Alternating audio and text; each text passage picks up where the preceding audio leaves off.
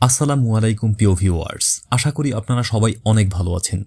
প্রিয় ভিউয়ার্স, আজ আমরা কথা বলবো সরকারি চাকরিজীবীদের বহু প্রতীক্ষিত নতুন পে স্কেল নিয়ে সর্বশেষ পরিস্থিতি সম্পর্কে।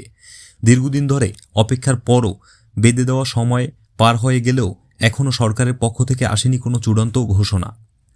নতুন বেতন কাঠামো বাস্তবায়নের দাবিতে দেশের প্রায় 18 লাখ সরকারি চাকরিজীবী যে আলটিমেটাম দিয়েছিলেন তার শেষ দিন ছিল 15 ডিসেম্বর।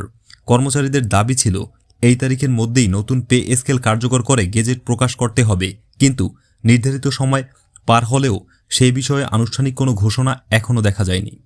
এই পরিস্থিতিতে কর্মচারী নেতাদের মধ্যে বাড়ছে অনিশ্চয়তা, তবে তারা এখনও আলোচনার পথেই অগ্রসর হতে চাইছেন। সর্বশেষ তথ্য অনুযায়ী পে স্কেল বাস্তবায়ন নিয়ে অর্থ উপদেষ্টা সালেহ আহমেদের সঙ্গে সাক্ষাতের অপেক্ষায় রয়েছেন কর্মচারী নেতারা। এরই অংশ হিসাবে রোববার 14 ডিসেম্বর সচিবালয় অর্থ উপদেষ্টার দপ্তরে একটি চিঠি হস্তান্তর করেন বাংলাদেশ সরকারি কর্মচারী দাবি আদায় ঐক্য পরিষদের কয়েকজন নেতা।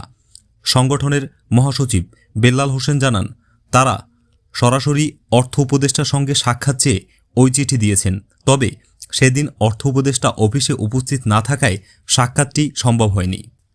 তবে উপদেষ্টার দপ্তর থেকে কর্মচারী নেতাদের জানানো হয়েছে যে পে স্কেল এবং সরকারি কর্মচারীদের চলমান সমস্যার বিষয়টি অর্থ উপদেষ্টার নজরে রয়েছে। একই সঙ্গে খুব দ্রুতই কর্মচারী নেতাদের ডেকে এ বিষয়ে আলোচনা করা হবে, এমন আশাবাদও ব্যক্ত করা হয়েছে।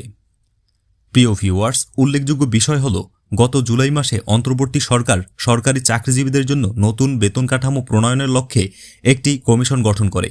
সেই কমিশনের 6 মাসের মধ্যে সুপারিশ জমা দেওয়ার বাধ্যবাধকতা রয়েছে, অর্থাৎ নিয়ম অনুযায়ী এখনও কিছুটা সময় হাতে রয়েছে। তবে কর্মচারীদের পক্ষ থেকে শুরু থেকেই দাবি জানানো হচ্ছে ডিসেম্বরের 15 তারিখের মধ্যেই যেন নতুন পে স্কেল গেজেট প্রকাশ করা হয়। সব মিলিয়ে বলা যায়, সময় পার হলেও আলোচনা এখনও চলমান রয়েছে এবং সবকিছু নির্ভর করছে আসন্ন বৈঠক ও সরকারের পরবর্তী সিদ্ধান্তের উপর। তো ভিউয়ার্স, এই ছিল পে স্কেল নিয়ে সর্বশেষ আপডেট। যদি আপনাদের ভিডিওটি ভালো লাগে তাহলে অবশ্যই একটি লাইক দিবেন, বন্ধুদের সাথে শেয়ার করবেন এবং এ ধরনের ভিডিও নিয়মিত পেতে চাইলে চ্যানেলটি সাবস্ক্রাইব করে সাথেই থাকবেন। দেখা হচ্ছে পরবর্তী ভিডিওতে, ততক্ষণ পর্যন্ত ভালো থাকবেন, সুস্থ থাকবেন। আল্লাহ হাফেজ।